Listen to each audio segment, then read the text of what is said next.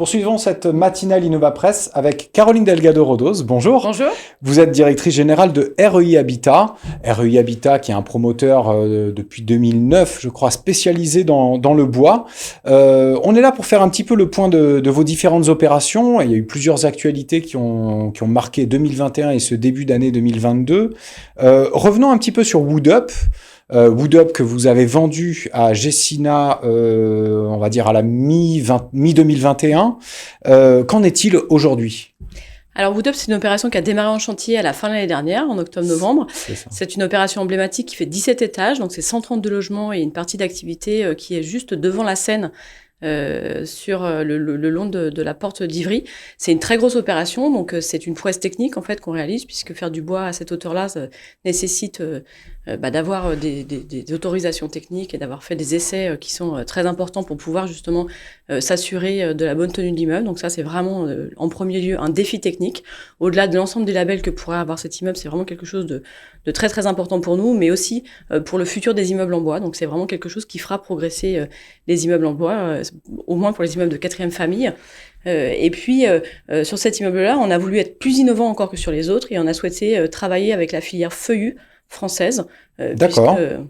Quelle est la spécificité du coup ? Il y a une bonne raison à changer ou est-ce que c'était une opportunité ? Alors en fait, dans les forêts françaises, il y a 2 tiers de feuillus et 1 tiers de résineux. Principalement, le résineux est utilisé en bois de construction.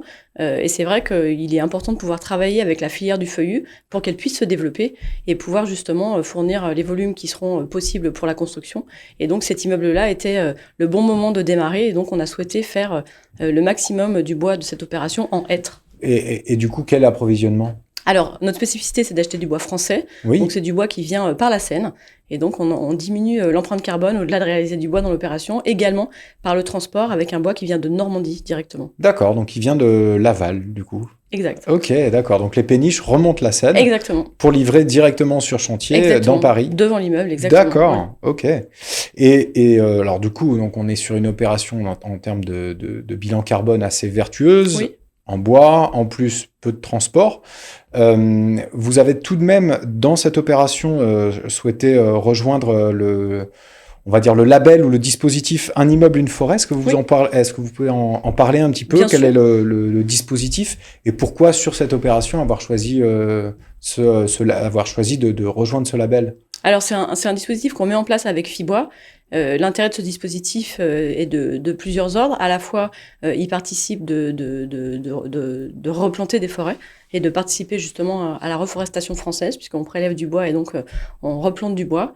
Ça, c'est évidemment très important quand on construit en bois. C'est un engagement, en fait. C'est un engagement, exactement. Voilà. On pour s'engage, chaque opération. exactement, sur chacune de nos opérations, à consacrer une partie du budget de l'opération, à la fois à reboiser les forêts françaises, mais également à aussi avoir une action dans l'immeuble culturelle, donc culturelle au sens large, et qui peut être aussi en lien ou en parallèle avec les aspects de forêt et de bois également. Donc on est en train de réfléchir justement dans l'immeuble quel est le choix d'œuvres culturelles qu'on mettra en place avec Gecina dans cette opération. D'accord.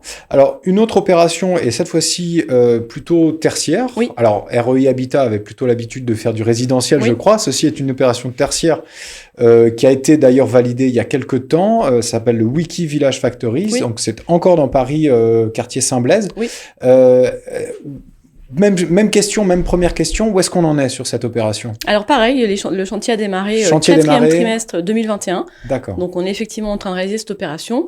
C'est une opération de 7500 m² de bureaux qui est donc enfin pour un investisseur qui s'appelle Ethic, qui est un investisseur de l'économie sociale et solidaire et qui donc a comme objectif de pouvoir faire s'implanter dans l'immeuble des entreprises justement de l'économie sociale et solidaire. Et donc c'est un immeuble qui regroupe tous les aspects de l'ESS, à la fois par la construction et l'engagement qu'on a sur l'immeuble, mais également par les occupants qui seront dans cet immeuble derrière. D'accord. Alors ça, c'est pour la partie, on va dire, parisienne. Je sais que vous avez aussi, une des actualités marquantes de REI Habitat, ça a été aussi un partenariat qui a été noué avec un autre promoteur, en l'occurrence Sogeprom, tout à fait. Qui, lui, a pas trop l'habitude du bois. On commence à comprendre un petit peu pourquoi il y a ces deux rapprochements. Alors déjà, Pourquoi avoir choisi Sogeprom? Est-ce que ça a été complètement opportuniste ou est-ce qu'il y avait une grande logique derrière? Et comment ça se passe et comment ça va se traduire pour vous? Alors, notre souhait, c'était de pouvoir s'associer avec un promoteur qui est implanté nationalement. Donc, Sogeprom est une société qui a des implantations dans l'ensemble des régions françaises. Et ça nous permet de nous déployer à leur côté, à la fois en mixant nos savoir-faire, notre savoir-faire en bois, mais également les équipes de Sogeprom ancrées localement, mais également avec leur savoir-faire technique. Et on trouvait que par connaissance et appétence et proximité des équipes, ça avait vraiment du sens de pouvoir se rapprocher et de se déployer à la fois en Île-de-France, mais également sur l'ensemble des régions françaises ensemble. D'accord. Donc c'est un peu votre nouveauté, ça va être justement de vous développer Oui. Au national, à l'échelle Exactement. nationale, un peu plus dans les régions. Est-ce qu'il y a déjà des opérations en cours? Alors pas forcément avec Sogeprom, je pense que c'est peut-être un peu tôt, mais est-ce que vous avez déjà commencé à vous développer dans les territoires? Oui, alors on vient de gagner une opération à Ferney-Voltaire, qui est une opération d'une 60aine de logements dans le pays genevois, D'accord. à proximité donc de la Suisse. Et puis en Île-de-France, on avait déjà gagné une opération récemment à Pantin, une très belle opération de 66 logements. Donc voilà, on est effectivement sur des opérations qui maintenant vont démarrer en montage. D'accord. Merci Caroline Delgado-Rodos pour ce point et on vous souhaite bien du courage pour ces prochaines opérations, en tout cas du succès. Merci beaucoup.